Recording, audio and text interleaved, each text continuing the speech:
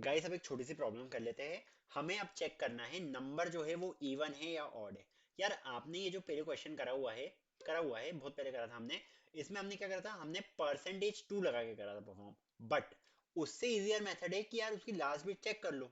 Last bit check कर लो and आप देख सकते हो उससे टू मतलब लास्ट बिट अगर आप देखोगे तो उससे पता चल जाएगा कि नंबर जो है वो इवन है या ऑड है। किस टाइप से पता चलेगा? देखो यार, अगर आप बात करोगे सेवन के बारे में, सेवन क्या है? सेवन एक ऑड नंबर है। इसकी बिट्स देखोगे तो ये क्या होता है हमारे पास, वन वन वन। सिमिलरली अगर मैं बात करूं एट के बारे में, then eight will be basically equal to one triple zero. चलो एक काम करते हैं, हम टू के मल्टीपल्स ले लेते हैं। Two, four, six, eight, ten. चलो इनकी वैल्यूज लिखते हैं एक बार। Two is equal to one zero, four क्या होता है वन डबल जीरो,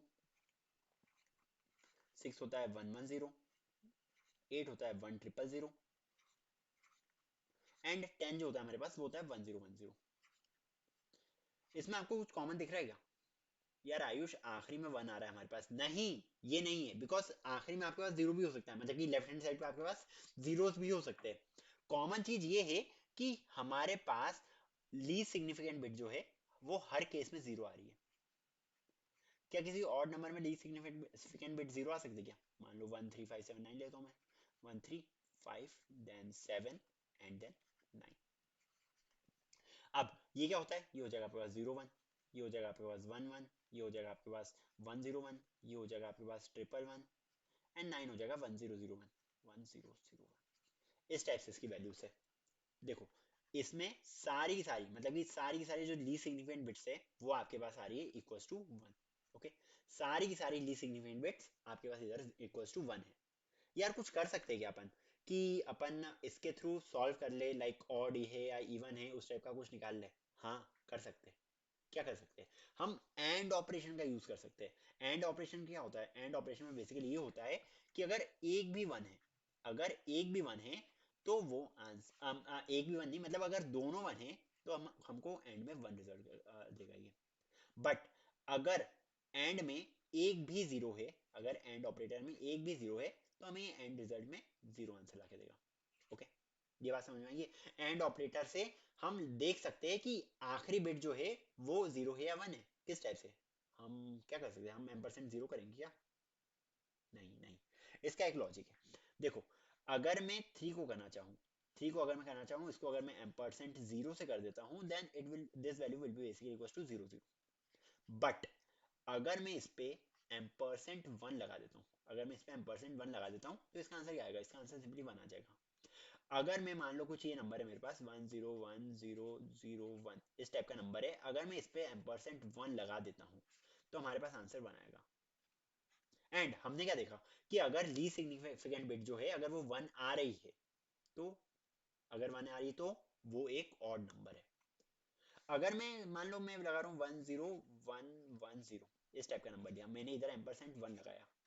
ओके, तो हमारा आंसर आ रहा है इसमें जीरो। जीरो क्यों आ रहा है, बिकॉज ये लास्ट बिट के साथ चेक करेगा, जीरो एंड वन हमारे पास जीरो होता है, that's why the answer is coming out to be as zero. तो हमें एक चीज तो समझ में आ रही है कि अगर हम एम% वन के साथ नंबर को करें तो वो उसकी जो लास्ट बिट है वो आ जाएगी हमारे पास। ओके, उसकी लास्ट बिट आ जाएगी। ठीक है, अगर हम एम% वन के साथ करें उसको करें उसका एंड ऑपरेशन तो हमारे पास लास्ट बिट आ जाएगी। ओके, अब अगर हमने लास्ट बिट निकाल ली तो क्या हम कंपेयर कर सकते हैं कि ये नंबर ऑड है या इवन है? हाँ बिल्कुल कर सकते हैं। अगर लास्ट बिट जो है वो वन है तो वो नंबर ऑड है, अगर लास्ट बिट हमारे पास जीरो है तो वो नंबर इवन है। As simple as that. अरे आयुष इतना आसान था क्या? हाँ इतना ही आसान है। तो अगर आपको किसी नंबर को चेक करना है that this number is odd और इवन, एक काम करता हूँ मैं, एक नई जावा की क्लास बना लेता हूँ। So I am just creating a new file and then odd और इवन। यार अब टाइप कन्वेंशन में सही लेके चलूंगा, इधर बड़े से वो आएगा डॉट जावा।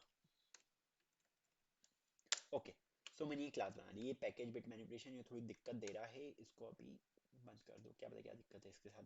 वीएस कोड भी आती है प्रॉब्लम, इंटेलिजेंट एडमिन्स वगैरह आप यूज करोगे तो उस पर प्रॉब्लम नहीं आती है, एक्लिप्स यूज करोगे उन पर नहीं आती है, बस वीएस कोड पे एंड मेरे सिस्टम पे आ रही प्रॉब्लम, ये सब मान के चलो।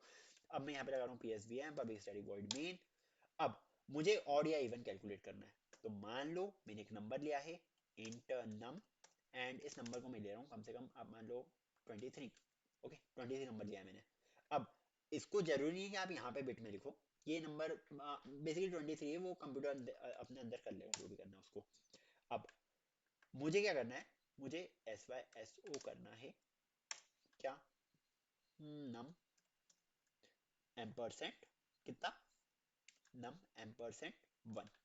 Okay, basically last bit check हो रही है इससे, पर हमने लास्ट बिट प्रिंट कर दी कि लास्ट बिट 0 है या 1 है। एंड एक बार देख लेते हैं, इसमें आंसर हमारे पास 1 आना चाहिए बेसिकली। ओके, सो आंसर हमारे पास आ रहा है 1। ओके, अब हमें कंडीशंस लगानी पड़ेगी क्या, इफ या चलो ठीक है, आप इस टाइप से कर सकते हो, नम एम्परसेंट 1 इज इक्वल टू 1।